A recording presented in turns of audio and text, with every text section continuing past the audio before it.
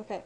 So when I look at this proof, number 11 on practice test A, I see up in the numerator I have a sine of a double angle, a cosine of a double angle. The sine of a double angle, that is a 2x. That's not supposed to be sine squared something. It's a double angle. We only have one possible formula for that. On my double angle poster, I see that sine of 2x is 2 sine x, I need to think about that as theta, times cosine of our angle, theta. So I'm bringing that double angle of a sine into this equation. That's from our formula on the wall. I'm still dividing it over sine of theta. So there's my first fraction.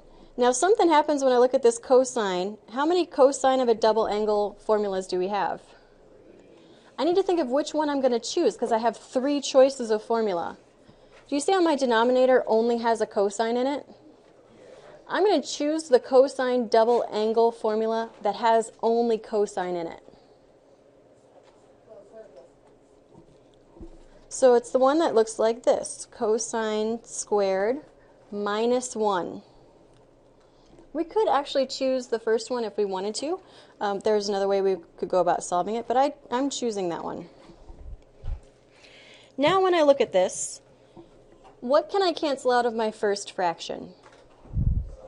Sine can cancel out. I'm just left with 2 cosine theta. I'm subtracting, and I need to think of this now, this second fraction. I'm going to split it apart into 2 fractions. When I split a fraction apart like this, I need to give it some love. That's how we get that heart shape. Give it some love before you rip it apart. In parentheses, I'm going to look at this one first. 2 cosine squared theta over cosine theta. And then my other fraction is a minus 1 over cosine theta. Are you with me up to that step, how I'm able to split that into 2 separate fractions?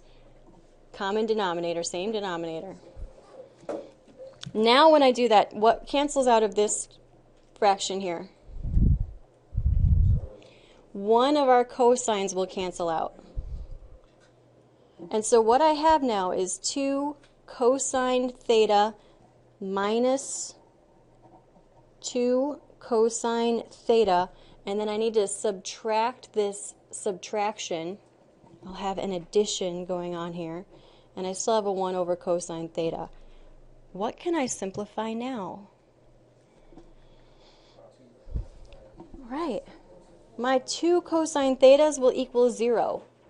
And I end up with a 0 plus 1 over cosine. Well, 1 over cosine equals secant. And that's what gets me equal to that side up there.